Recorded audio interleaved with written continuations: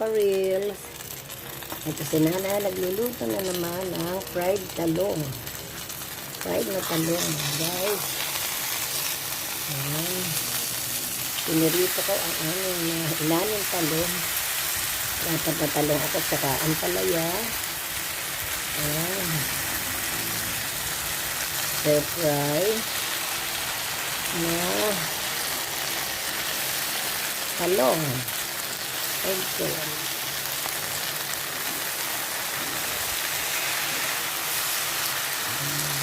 May itlog. May itlog. Yung pinarito ng mga talong.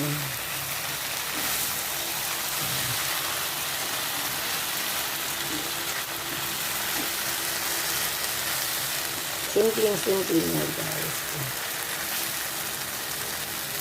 Tapos nilagyan ko lang ito ng ketchup. Para iba-iba naman. Guys. Ayan, oh my God. Nilagyan ko lang ito ng ketchup. Ayan. Pang-ulamin na yan. Ayan, guys. Stir fry.